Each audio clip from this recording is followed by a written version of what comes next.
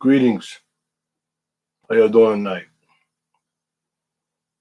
Tonight's topic is having something to focus on is essential for proper growth and the science behind it. Um, I came across this topic because I was, as we all do, got caught up in, I guess, paying somebody else attention besides paying myself attention. And I came across a quote from Confucius, and after I read the quote, I was like, "Wow, did this really speaks about one's focus?" The quote says, "What the superior man seeks is within himself. What the small man seeks is within others." Let me say it again. What the superior man seeks is within himself. What the small man seeks is within others.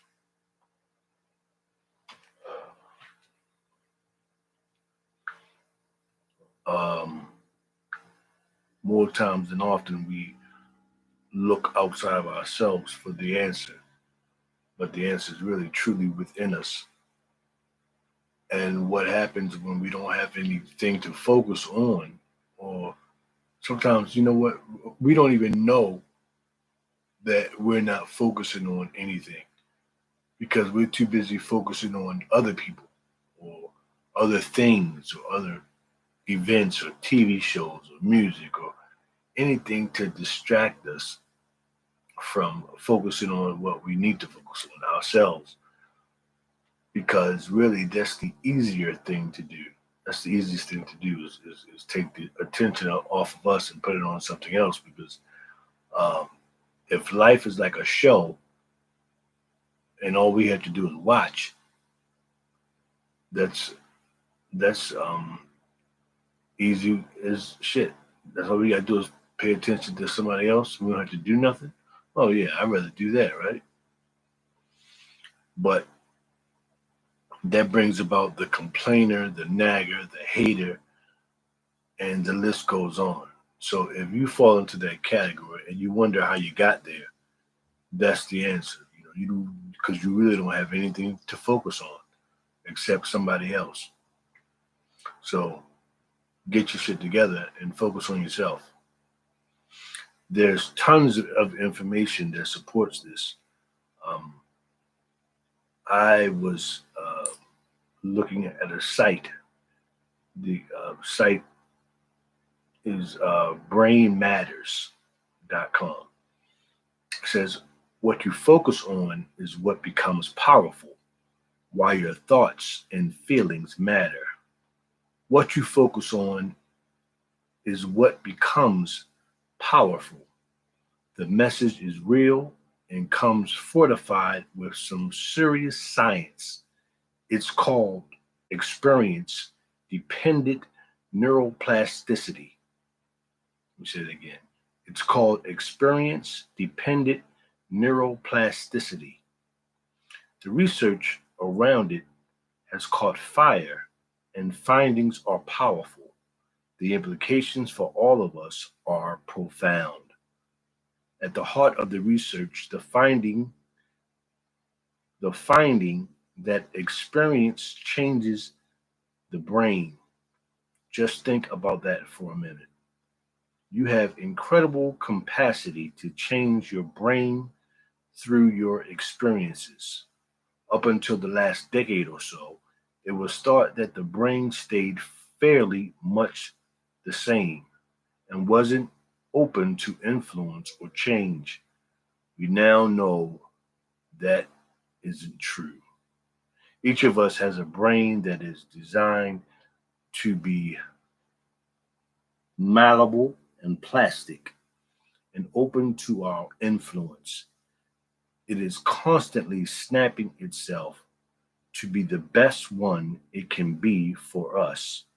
Our experiences are the fuel for this shaping, and everything we see, feel, experience, sense, and do is slowly but surely changing the architect of our brains, sending gentle instruction on how they can build to best support us. Um, what we take from our experiences is what registers in our subconscious as a lesson. Um, Sometimes we go through things and we don't learn, and we chalk it up as a loss or um, not a lesson. I was listening to someone say something today. It was a quote, and he said, "A mistake is when you do it and don't correct it." So that would be anything outside of that is an experience. Okay, so you made a mistake, you learned from it, and it won't happen again. Okay, that's not a mistake. That's an experience. A mistake is when you do something and you don't learn from it, and you do it again, you do it again. That's a mistake. Having something to focus on is essential for proper growth for the brain. Focus is so important because it is the gateway to all thinking, perception, memory, learning, and reasoning, problem solving, and decision making. Without good focus, all aspects of your ability to think will suffer. The brain directs focus capability by filtering important information and moving it up the ladder for deeper processing while suppressing interruptions from irrelevant bits and pieces, a function known as efficient selection. I'm gonna stop right there. Um, read this one part over again. The brain directs focus capability by filtering important information and moving it up the ladder for deeper processing while suppressing interruptions from irrelevant bits and pieces. Did you did you catch that? So basically, if you don't have anything to focus on in your life, everything is a distraction because your brain doesn't know what to register as efficient. It doesn't know what to register to use. Like, for example, if I'm in law school, okay, and I'm focused, I'm studying my books, I'm dedicated to study in class, it's very hard for me to be distracted by small, minute problems or drama or bullshit or what's going on in the music video or the news today or anything. My main focus is learning law.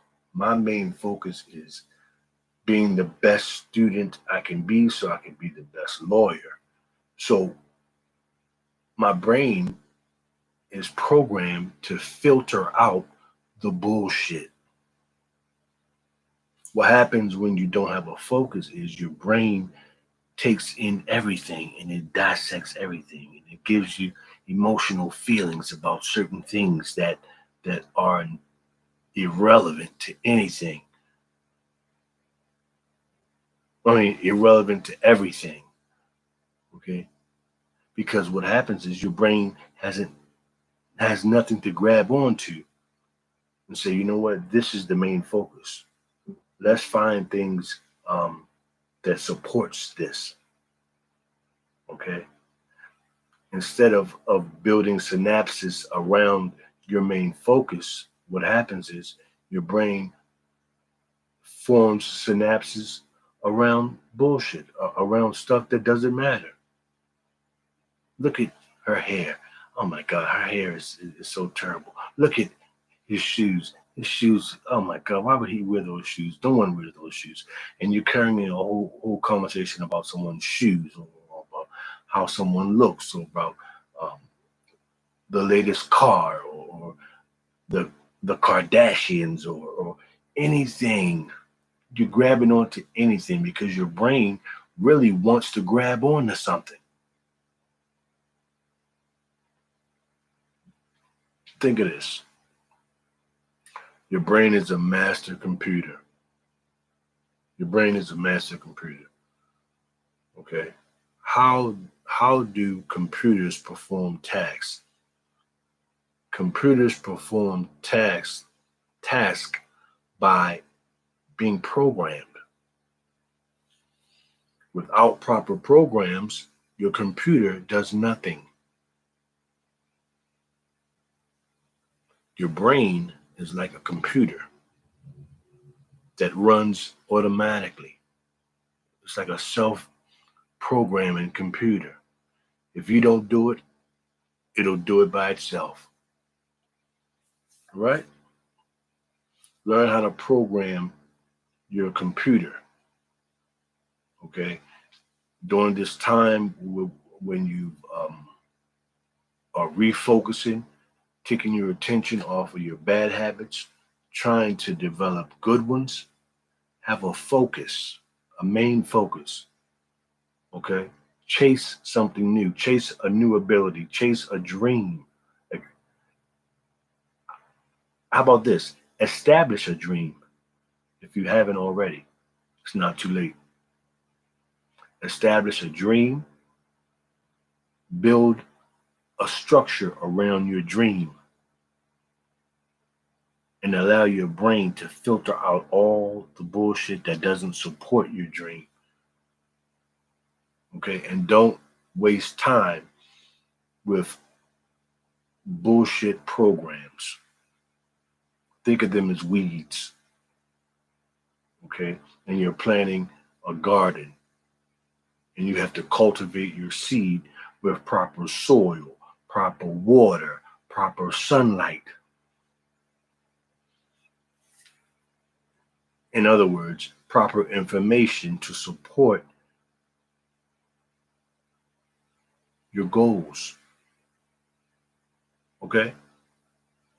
Raise your standards. Don't give in to a gossip. There's like tons of stuff here on this site, but I try to keep it as brief as possible because I didn't want to read it all, but I'll read a few more paragraphs. How does it work? Between the walls of our skull, billions of neurons work together to shape us into the humans we are. Different neurons are responsible for different parts of our experience, whether it's eating, feeling, sleeping, sensing, threat, firing up, falling in love, spelling, laughing, remembering, learning, nurturing. You get the idea. Being human is complicated, and our brain drives all of it. It's no wonder we are still discovering its secrets. Every time you have an experience, the relevant neurons switch on and start firing. As this happens, neural connections get stronger and new synapses start growing. Even as you read this, sparks are flying in your head. About 100 billion neurons are waiting and ready to act, but not all of them will be recruited. The ones that are will depend on the experience you're having. The neurons that are connected to your immediate experience, what you are feeling, thinking, seeing, sensing, doing, experiencing, will fire and new connections will start to form within minutes. The more connection the neurons, the stronger that area of the brain, the more responsive and effective it will be. The neurons that aren't as needed will eventually wither away. This withering away is normal and healthy and is one way the brain grows into its most efficient self. You can't grow the edges of your head, so your brain occupies some precious real estate. The space is reserved for the neurons that you need the most, the ones that will best support you given your life, the life that you're living. Every time we have an experience, the corresponding neurons are activated. Every time they are activated, they are elevated a little in the order of importance. Repeating or prolonging an experience will keep the connections between neurons strong and ensure that they stay. This is why, for example, we can recite the alphabet without thinking. It's not because we were born baby geniuses with a cute alphabetical jingle imprinted into our brains.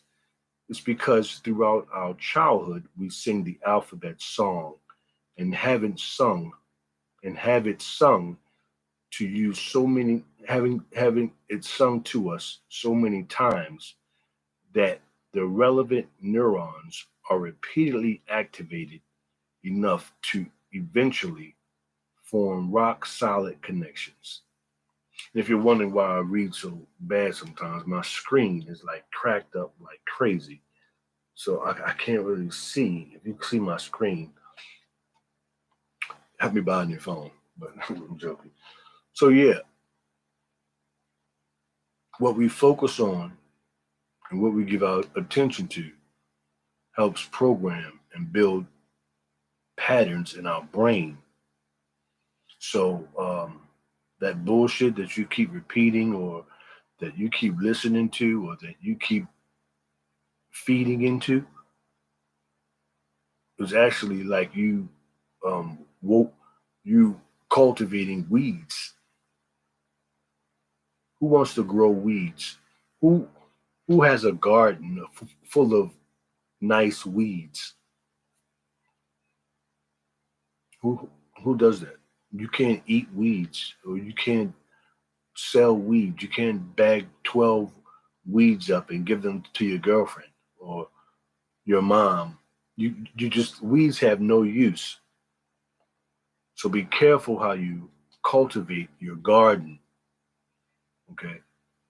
Plant flowers, plant seeds, plant thoughts that are productive, plant things that will support the big picture. If you don't have a big picture, establish one. And your big picture isn't someone else's. Your big picture is yours. Okay. So if you're wondering why you're anxious or stressed out about things in life, it's because there's something in you that you're not focusing on, or you're too busy looking outside when the problem is eternal. I mean, internal. Okay. The second part of this post tonight is I'm going to discuss DMN. DMN is the default mode network that occurs in the brain. Um, it's important to rest the brain for proper development. Have you ever heard of the term sleep on it? It's a scientific, there's a science behind that. When you don't give your brain the chance to pause and refresh itself, it doesn't work efficiently. you're also more likely to experience burnout and health problems that go hand in hand with chronic stress. Uh, I don't know if you ever stayed up or try to stay up for 3 days, but if you notice that third day, you're losing your mind. You're seeing things. You're hallucinating. You're on the verge of fighting. You're angry about everything. You just because your brain is telling you we're on overdrive. Okay, we need to rest. Science suggests what our brain does when not actively processing information is very important. Focusing attention inward rather than externally. It's linked to ethic. It's linked to ethics, memories, creativity, and how we define self, sense of self. So while we're resting, uh, we're replenishing our thought process. There's a word called cere- cerebrospinal spinal fluid. You ever heard of that? Cerebral spinal fluid. Cerebral spinal fluid is a liquid that comes from the base of the spine that washes the brain while you sleep. Well, actually, it kind of never stops doing it, but it does it the most while you're asleep. It washes the brain in and out like waves washing out accumulated accumulated metabolic trash. Okay, I got this from brainwaves.com. All right. It's called accumulated metabolic trash. All right. And this cerebrosal spinal cerebrosal cerebrosal spinal fluid is very important because when we rest, it washes our brain and replenishes us for the morning. Um, so if you took anything from the lesson tonight, have something to focus on.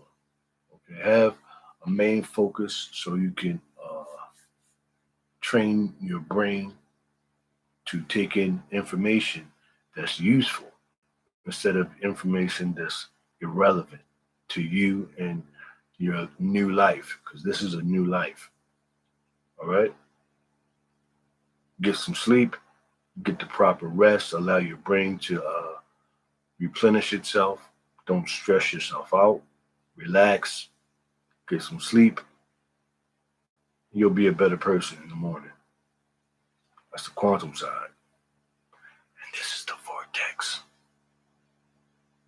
Love you guys. Peace out.